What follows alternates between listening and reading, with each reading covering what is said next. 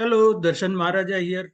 On Saturday, there was this video circulating online of renewed protests by international students in Brampton, where else, uh, for extension of their work permits. And also around the same time, we heard that the protesting students in Prince Edward Island have resumed their hunger strike.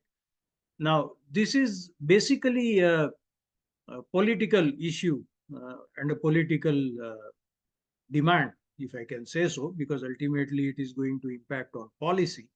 And therefore, it behooves us to explore whether and to what extent politicians are backing these protests and the resurgence in protests, because they seem to have died out. For example, in PEI, the students had called off their hunger strike. Now they have started again. So, what propelled them to do that? Uh, Before I get into that, I'm going to quote from the letter that the Liberal MP from Charlottetown, Sean Casey, wrote to the province's premier. I'm going to quote from that, but before I do that, I need to point out that back in 2014 or 2015, when Ontario Premier Kathleen Wynne introduced a revised sex education curriculum, and there was a lot of opposition to that curriculum.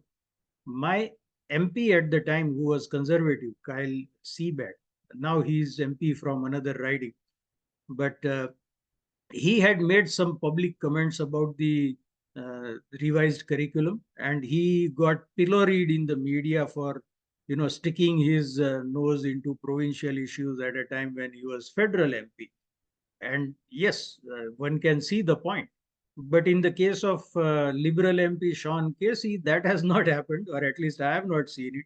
So it seems to me that there is a double standard at play here, where certain issues and certain personalities are uh, considered to be too sacred to be validly subjects of criticism. Uh, Depending on the issue and who says it and what side of the issue they are on, whatever they say and do is supposed to be legit and the emulating thing to do. We are supposed to emulate that. So that is my sidebar on this. But what MP Sean Casey wrote deserves some attention. Then I'll get to the generalities of the situation. The the MP wrote, the province has every right to establish policies that they believe to be in the best interests of PEI. That's not the point. Then he goes on to show how he considers that to be the point. Uh, the implementation of those policies must be in accordance with natural justice. The moment you hear this term, natural justice, be afraid. Be very afraid, because that means something patently unjust is going to be foisted on you. We have seen, I have pointed this out also, that preventing, patients who are on too long a waiting list for their treatment in Canada, preventing them from accessing private healthcare is, according to the British Columbia Court of Appeals, in service of natural justice. So, you suffering and dying is what their idea of natural justice is. So, I have a severe allergy to this term. The MP says the denial of a reasonable period for affected workers to seek out training opportunities in preferred sectors by, uh, caused by a short implementation timeline is manifestly unfair and callous. So, they came here to study in a particular field, then they worked in whatever field. It may not necessarily have been related to whatever they were studying in. Now that the province has different priorities, saying we want workers in different fields other than what these people are working in, then the students have to be given, or now the work permit holders have to be given more time to get experience in that field. Uh, I mean, how long is it going to take? Because by the time they are done, the priorities may have changed again. But here comes the kicker. The MP says the workers came to PEI filled with hope and abided by all the rules established by the province. They had a reasonable expectation that they would be treated with dignity and humanity.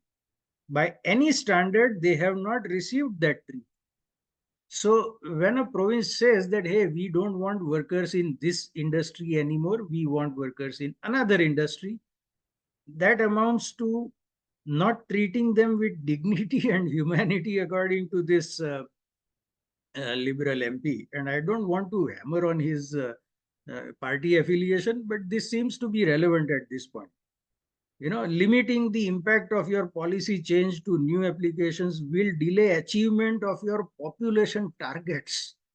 Like, the guy is unaware of what achieving those population targets is doing to the availability of housing and its affordability, to the overloaded, held together by duct tape healthcare system and every other piece of infrastructure, not to mention job opportunities themselves.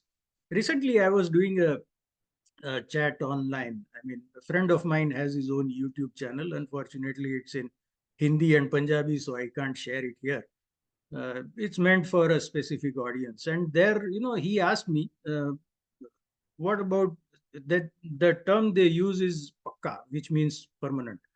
So, should these children, that's how we address them in Hindi and Punjabi, should these children become pakka? And I said the question to ask is, what will they do afterwards? Because they are driving Uber or delivering food, skip the dishes and all. What is the long-term prospect? Do they want to look back 40 years later and consider their lives to have been wasted?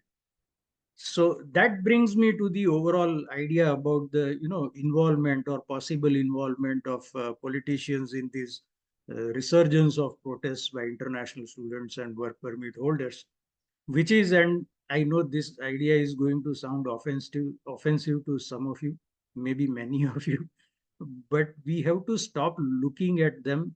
We have to stop seeing them as politicians and start seeing them as humans. Yes, they are. So, as humans, they go to places of worship, they have social connections, they have not just social in a broader sense, but by blood relation or marriage relation, they have social connections. That is one part of it.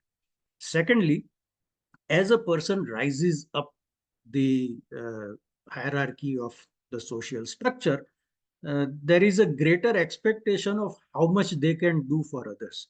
A simple example is, if someone is doing financially well, then any entity seeking donations for a charitable cause has a higher expectation from that person because they know that they have reached that point where they have that capacity.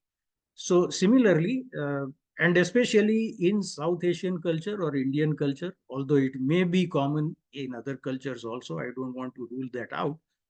But in Indian culture, it is deeply ingrained that people who rise up the ladder of social hierarchy, they are obligated to do more for others. And because these are politicians, they can pull strings or find out what are the different ways of achieving the same objective when the straightforward way is somehow ruled out. There may be loopholes which they exist for a purpose. So all these obligations are there, number one. Number two, the ethno-religious community to which these students largely belong is also the ethno-religious community to which many of these politicians belong.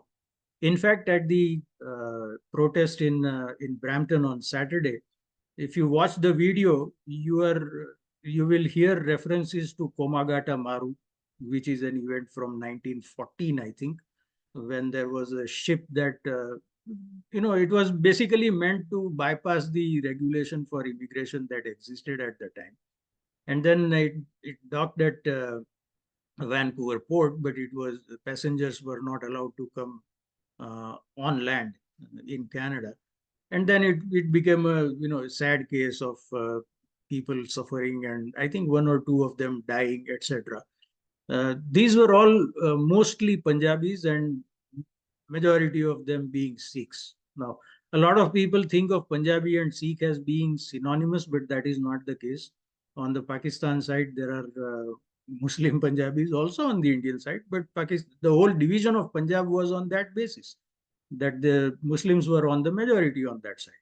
Then there are Hindu Punjabis, there are Christians, and I would imagine that there are Jain and Buddhist Punjabis also. But not to digress too much, uh, this ethno-religious community of the protesters and the local politicians is the same.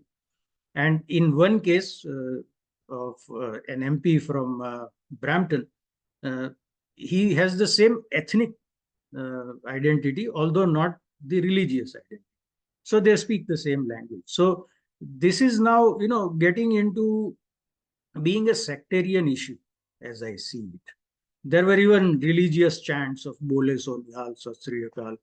Now, that is not going to go down well, in my personal opinion, but that is how it is shaping up. So, when it becomes, when religion becomes intertwined, especially of a minority community, then the obligation on the part of that politician who belongs to the same ethno religious community increases manifold. So these are all the questions that I have in my mind. I'm not saying that they are necessarily involved, but some media organization with the required resources needs to dig into this and find out if what we are seeing as a public kind of a sentiment has political backing as well. So that's all for today. I'll see you in the next episode. Until then, goodbye and be well.